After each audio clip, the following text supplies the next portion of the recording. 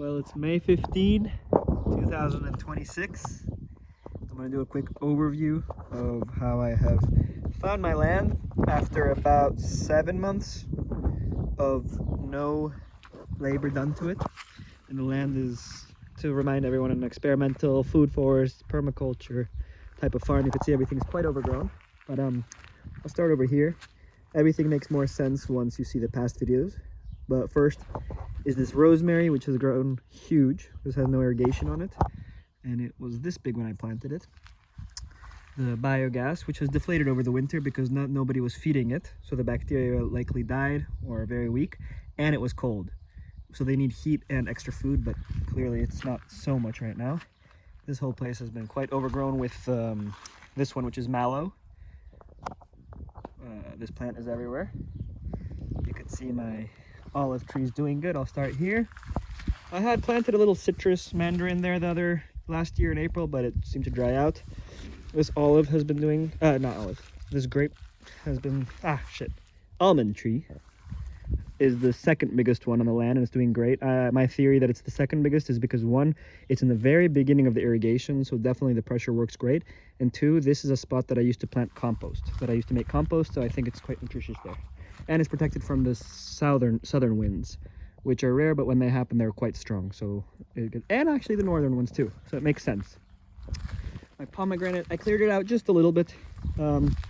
Pomegranate, this one is cherry, which has grown a lot, but this one always seems to make leaves quite late. So I could see some buds forming, but not a single leaf yet. And the very top is dry, which is standard here in the winter. That's what I find it. Now these are rhubarb, which I think they're rhubarb or chard, one of the type, which very interestingly, I planted the seeds of this by seed back in April of last year, April 2025, and through the summer they just grew very little, small and gross, and they were just not happy, so I just left them. And then over the winter, where I see my camera, I noticed this patch was green and red, while everything else was just other. This was red, and I saw these started growing back in December or January and have started to really blow up over the winter through the winter rains. So it's clearly, this might be an interesting one for me to plant before I head out in October, and they'll just grow on their own from the rains. As we proceed, this path is quite covered, but you could see the moringa last year. Thank you, one cloud protecting, but the moringa is now probably the thickest, definitely the thickest tree of the entire land. Nice one. And I'm happy that, okay, usually the tops die out from the winds and stuff, but this time I see some buds pretty high up, higher than last year. And I hope they're even higher, but yeah, these will come out quite strongly soon. Then the leucaena, which is now the tallest tree on the land. You can see, quite tall. Again, the top is dry, but I would say it's alive all the way to here, which I would guess is about 6'5", just about 2 meters tall. And this is the tallest leaf that has started on the land. Way taller than me. I'm quite short.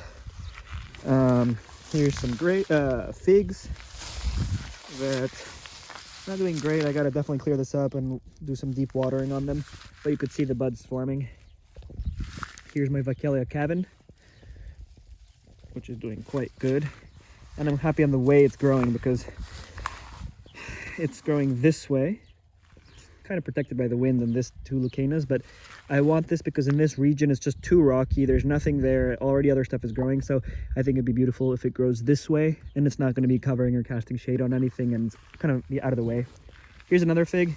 Definitely needs some water. It's May, but it's already getting quite hot. This won't last the summer with no irrigation, but there's irrigation in the bottom, and I haven't turned it on just yet because of the winter rains. This tree, I always forget the name of it, but this seems to be doing good, and I'm for sure positive that since the wind is coming directly behind it, it made a huge microclimate for this pomegranate, which is doing way better than I expected. It's grown everywhere. It's quite nice. Likewise, this carob is doing great. It's shot up a lot. I think this must be a new branch from just, like, it grew at least a foot here from just this year. So it's growing great. Also, again, you could see based on the wind trajectory, I had to tie it down with a rope last year. This was since last year to keep it straight. Otherwise, the whole thing would be completely windswept. But this growth, I like. It's a nice one.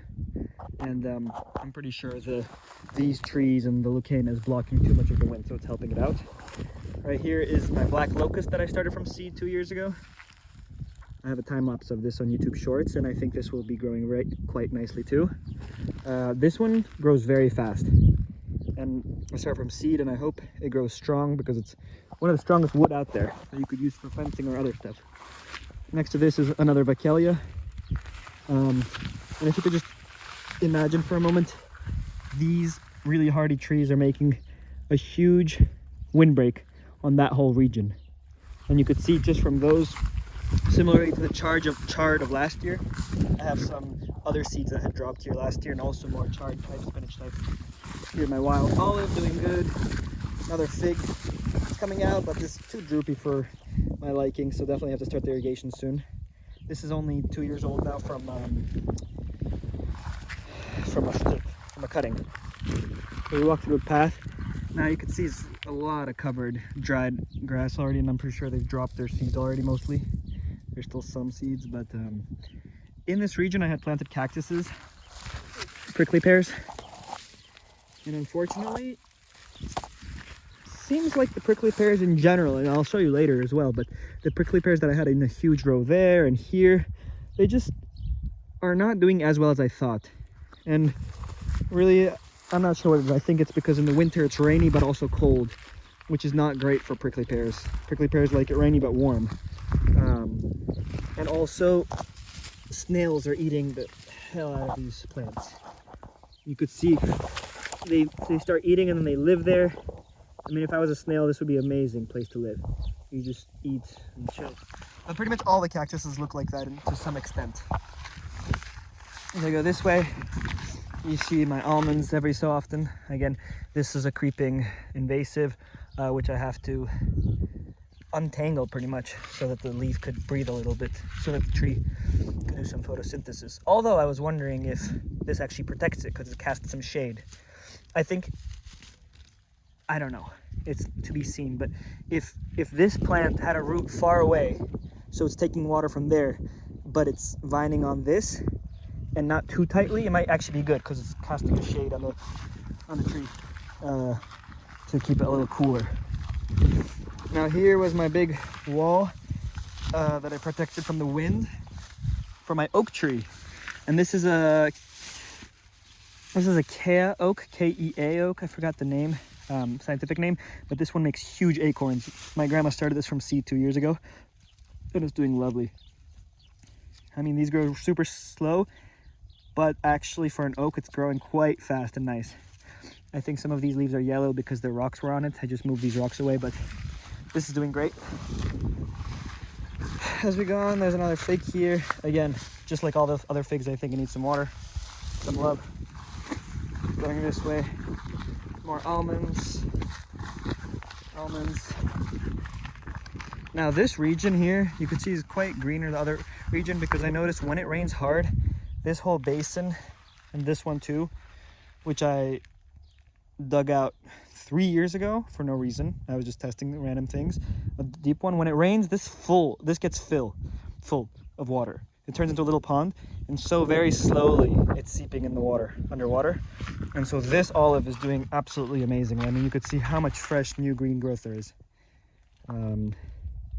It's the healthiest olive, I would say. It's growing this too. I think I might cut this because it's a water spout. Either I'll cut it or I'll angle it in some interesting way, but this one I have no worries. I bet even if I turn off the irrigation of this one, it'll be fine. Here's some almonds. My peach tree, I thought it was dead, but on closer inspection, it's okay. And then this too is a carob that I planted last year in April, and it's doing very nicely too. And I think still it's the impact of this swale, I guess, swale or whatever, pond. Because this here, you could see it's quite big, and it has irrigation, the same one as the carob I planted there, but this one's doing way better. So the carob, walk this way, another wild olive tree. Look how much it's being asphyxiated by these. Look at this. This wild olive tree I found 3 years ago. No, not 4, 3 years ago. I found it on its own. Just came out of a seed, maybe a bird pooped something. And I dug out a little place so that the water can stand better. And now it's, do this post after the video, but now it's doing quite well. This one's super hardy. It's not stuck on any irrigation or anything. I got grapes all over the place. I really need to clean it out a bit, obviously. And this is the other carob I was just talking about. It's still quite small. I planted it the same time as the other one. Not doing great, but it's still red and green, which is what you want to see.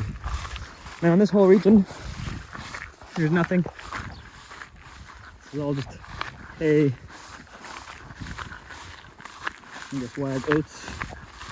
And I'm gonna bring you to the carrot. Sorry, not the carrot. To the prickly pear cactus row, the double rows, which start over here. And again, you see similar eating patterns from snails.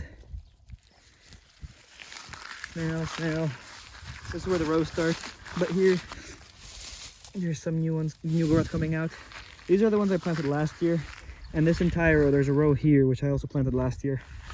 But they're really not doing quite well. I mean, I planted these, look at this, a lot of it rotted. This one's rotting and dead. And the like. There's the single police officer in the island. And we have my plants here, all my prickly pears and stuff here. Yeah, not doing great. I don't even see any new growth on them, except some of them. Although these really need warm temperatures for new growth to start, so it might just happen a bit later. Just walk through this place quite quickly because it's embarrassing. See, look at this. Looks like gangrene. Quite bad.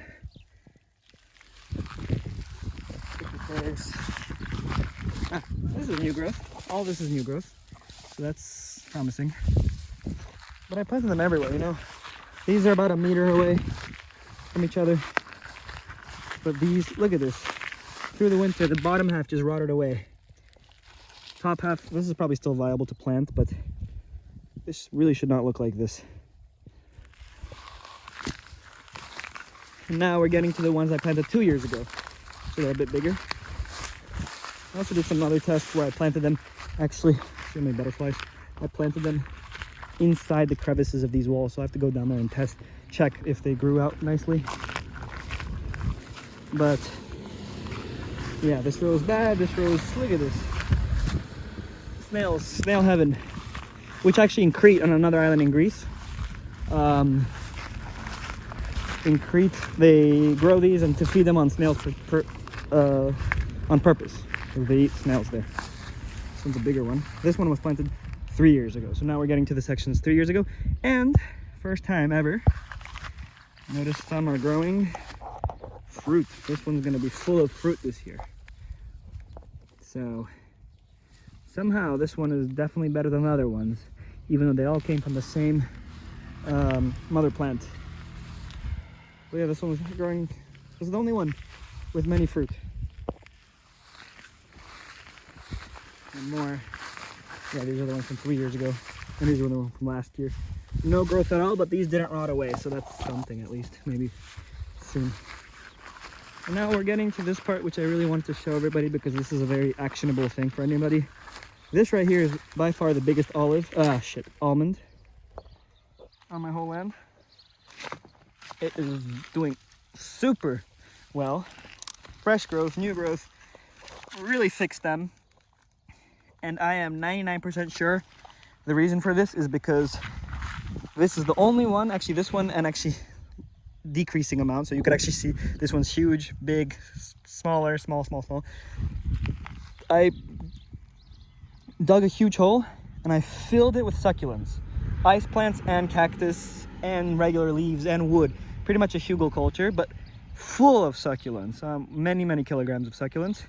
And then I planted I put a seed there. And I think now this year, or last year even too, the stuff underground is slowly melting away and decomposing and releasing both fertilizer and just water. So this is on irrigation. All these are on irrigation, but this one's just doing better than anything else. And that's the only explanation I could, that's the only thing different about this.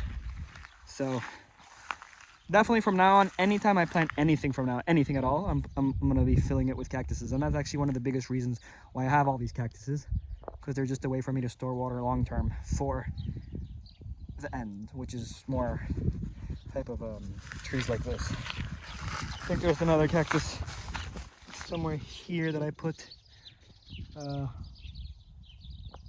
in the wall. Can't find it now. But anyways, so this is lovely. And yeah, these are all grapes, almonds. You can see this almond, I stopped putting the succulents in the bottom. And even though they're in the same region, even blocked even better by the wind, but there's no irrigation. I mean, there is irrigation on these, same irrigation, but this one's just doing worse. Everything else was the same. Here's my beautiful olive tree. She haven't checked inside here yet, but usually there's some baby olives under there I might transplant. And yeah, that's mostly it. Unfortunately, my loquat died. My loquat tree. To tell you the truth, I planted it in a row. Oh, I lied. It's not dead.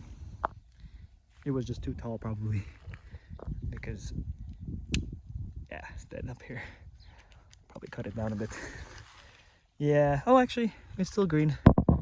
Well, it's not dead. I lied completely, but it's not doing great. I put this here because I thought it was going to get wind blocked by the olive. However, I angled it too wrong and it's too much to the left. So the wind is still hitting it. Not as strong, but it is still getting beat by the wind. My little bunker. Nothing too exciting to show there, but I will show. It was so thick with hay and grass. This region was with the oaks. These oaks are all alive, but they're not doing great. Definitely not as good as the other one. All these places have little oak trees. None of them are perfect, but it's okay. This was pomegranate. Again, tops seem to die, but the bottom is okay. I should really stop planting young trees or tall trees. And this was the pergola I have to fix. It's growing quite a bit. And this was, I love this view. Really thick leaves of Opuntia robusta. And the snails don't really eat this as much. And this would actually serve similar purpose to the other spineless prickly pears, in the sense of planting them in holes of trees. In fact, that might even be better because of how thick they are. But they're just kind of hard to handle, obviously, because of the spines. So its only function would be for that and as a windbreaker, because to tell you the truth, this is a great windbreaker. And new shoots, new babies are coming out. This may be a fruit or a new cladode, as they call them. That's a big one. And I transplanted this last year, actually. So some of the other ones are still there. This one has more, I guess, snails. I just don't want them to get too much of a taste for it. But I have to clear out everything here because there's another one here even. So, yeah. Oleander is doing good. And that's another olive. This olive, I'm happy. I thought it'd honestly die, but because this is straight in the wind. I mean, there's nothing here, but this one's doing good too. Olive really are super hardy, obviously. That's why they're everywhere in the Mediterranean. And that's mostly it. Final thing I would say is just this area, which you could watch a short for, which is super shallow rock. In fact, all this soil here, we just put it into here and created this thicker region of maybe 1 foot at maximum. All the lavenders survived the winter, and so did the lemongrass. So I'm happy about that. No watering, just rains. Lavenders grow quite nicely. And here's another almond tree. And this olive tree grew quite nicely too, a little baby one. I'm really curious to see how this will look in the future because it really is very shallow for a tree, but I'm hoping it's going to use the entire extent of this soil. So it's going to be as big as it can get, and this will cast a nice shade where this table is, hopefully. Yeah, that's the overview. I was just watering this leucaena that I planted from seed last year in April in the crevice of the stone. It'll be nice if it grows as big as the other one, but just inside the stone. And this was my rock bed garden. I also got to figure this out. More robusta from the same plant. and cladode. Again, absolutely demolished by snails. That's it.